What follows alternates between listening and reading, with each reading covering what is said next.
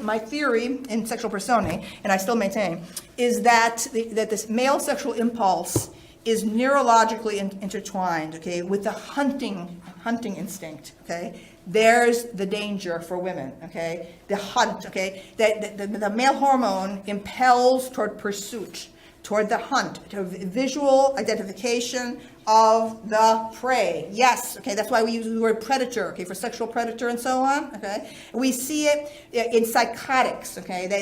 And what do women's studies people have to say about it? Nothing except, well, we're going to retrain all men. We're going to re-educate all men, okay, and so on. And I keep on saying, and I've been saying for decades, all right, you could re-educate 999 out of every 1,000 men, maybe, which I doubt you could, okay, anyway, okay? There will still be the chance that you, a woman, are going to encounter a psychotic, okay? That 1 in 1,000, okay, who's a psychotic, okay, all right, and who sees you as prey, okay, and who actually takes, and this is the crime of lust murder that we've seen thousands of years of human evidence of it. It is and my explanation, okay, is that it's not that these men have been socialized to hate women.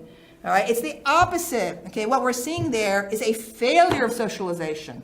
It's the failure of socialization. Okay, and the more that you have with gender studies people saying that yes, we're going to retrain all young men from the moment they're born and have them be more like women from the moment they're born, and so on. This is a fool's errand. Okay, you will never be able to totally protect women in that way. Okay, because of what I'm saying. This when a screw goes loose, because even the intelligence spectrum has been shown again and again, okay, is that women occupy the great middle of the IQ spectrum, all right?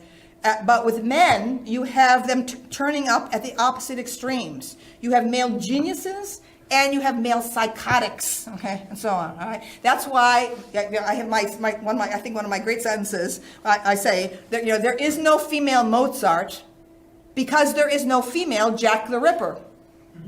You see, okay? What I'm saying is the explanation for why are there no great women artists, okay, the feminist explanation always is women have been held back. Soon we'll have the great female Michelangelo. Soon we'll have the female Leonardo, and so on and so on. And I'm saying, okay, all right, in my argument in Sexual Personae, okay, is that, okay, women don't need art, okay, and the mania of art making to exist. There are important women artists, okay, but I do not meet that many compulsive, obsessive, driven women, okay, who have to defend and define their own identities, okay, by creating something else, an object, okay. Most women I know are perfectly content to live, okay. They see reality for what it is, okay, and they are centered in reality. They have their own sense of identity. From the moment they menstruate, they know they're women, okay. But men are driven. Men don't know. They have to define themselves constantly, okay, and so on. They're driven. The hormone makes them like crazy, and so they're searching for this. So when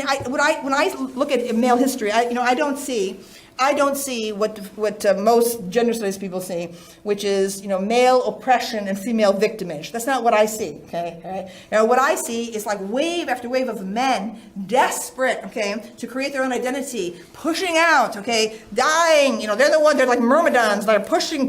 They're pushing human civilization out. The women sit at the hearth, okay, conversing, nursing the babies, cooking the food and so on. The men are Native American culture. Okay, what I've learned about, okay, the women stayed at back at the fire, okay. The men in the dead of winter, okay, the Indian hunters went out to get the meat. They froze to death, okay, so they couldn't even light a fire because the smoke would drive away the deer, okay. You have men dying and sacrificing themselves, okay, for the women, for the children, okay. So this is what I see. So what I see is like men always pushing out the limits, okay, of human life and dying and so many sacrifices and they make it. So all the great things in culture and all the major crimes in culture have been produced by men, as far as I can see. And I applaud men, okay, for that. Okay, I've learned from men. Okay, if my voice is strong, okay, as a writer, okay, I've learned from men. Okay, and so there are very few women. Only Simone Simone de Beauvoir, okay, all right, is an example of a woman who really expressed herself, in a very firm, and of course she was French, okay, that helped, okay. What the problem really is, okay, is the culture we're living in now, the society. The economy has switched from the old manufacturing-based economy, into first the white-collar economy, and now into a tech-based economy. And so, essentially, it appears as if men are unnecessary, okay, to many women. But men go on at the working class level, okay, playing the same role they always did. So I've tried to bring attention to this in my writing. As at the Monk debate that I had in Toronto several years ago, when there's a flood, when there's an ice storm, when the electric wires, fall, okay, and you have a horrible, dangerous situation, who is going out there, okay, in the middle of the night, okay, and risking their life, okay, picking up these broken wires and restoring power, in the most brutal conditions? It's men, okay.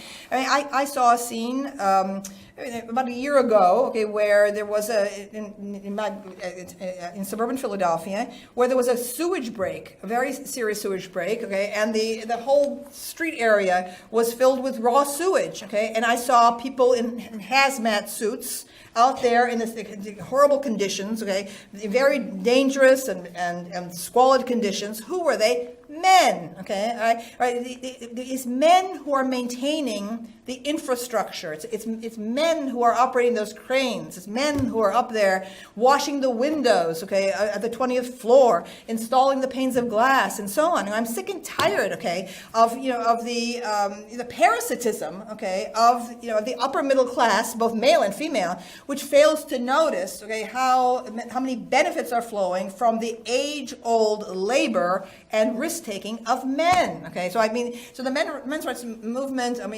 I don't know who's calling it proto-fascist or whatever, but obviously, men. I think that's one reason for Jordan Peterson's popularity on an international level right now, is that he's speaking directly to men and demanding that that men be given the dignity they deserve. Women are working side by side with men in the office, okay, who are doing the same jobs as they are. Okay, essentially just at a computer screen. Right? And so it's natural for upper middle class women to think of men, these products of the Ivy League. Okay, right? The only guys who are applying to the Ivy League and getting into the Ivy League are boys who have already been ground down, okay, to the bourgeois norm that is palatable to upper middle class women. Okay, so I remember. I've gone repeatedly. I think I've been a guest of the Yale Political Union student run 4 times, I believe.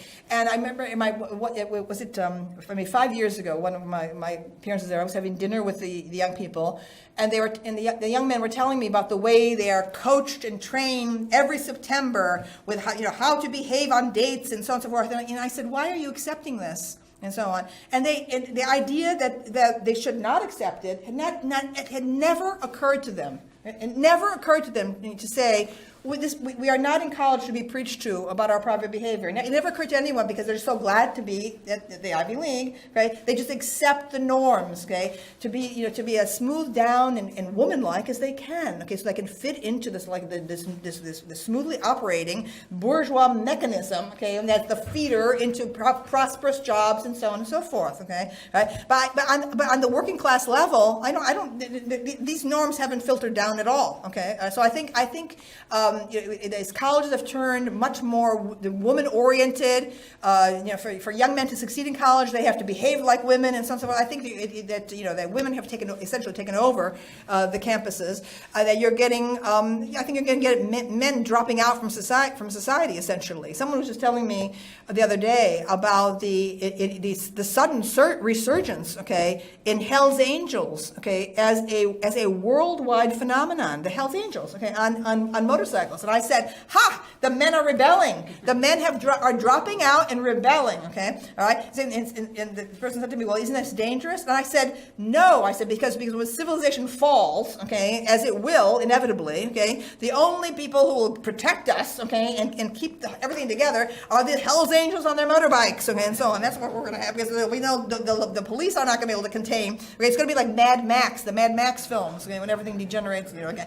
I just think we're in this terrible moment, okay, where women are rising and ascendant, and female manners are dominant, okay, but inevitably the cycle will turn, okay. Well, in the general collapse of culture, okay, I can imagine. I mean, how many women are actually going to go out there? Okay, you have barbarians running in the street and people fighting over food and water. Okay, the men are going to be pushed out the door to go bring the things home again. Okay, I think we're going to all. So I think civilization is constantly replaying and relearning lessons. So it's not a great time to be a man of the middle class. Right now. Okay? I'm very concerned. About morale, okay, and what middle class feminists are demanding in a man, okay, is a total erasure of all genuinely masculine aspects, okay, because they are projecting this whole notion of toxic masculinity. I mean, again, I think that's just a backwards way of approaching the issue of ethics. Okay, that is a terrible thing. I think it's a horrible phrase, toxic masculinity, right? Because it implies that masculinity, at its heart, is poisonous. Okay, now what kind of a message is that to broadcast to students in public school and later on in college? What does this do to the sense of stable male identity? Okay, I think it's absolutely wrong. I think it's evil. I mean, it's really evil. Okay, I think it's the result of unclear thinking. Okay, right? I mean, I think that hooliganism, okay, and abusive behavior, okay, should not be tolerated anywhere. In the old world, the pre-modern world, women were protected, okay, by their fathers and their brothers and their husbands. Okay, if there was a rape occurred, okay, in the countryside in Italy, the rapist would be hunted down and would be dead. Okay, within 20. That's what control things is. That men, okay, essentially, were there as the kind of built-in police force. And now in this new modern period, okay, we can expect that women should be able to take care of themselves. Okay, but to project constant, malevolent, motives, to men. I mean, I just think that this is not the way women are ever going to achieve sexual happiness.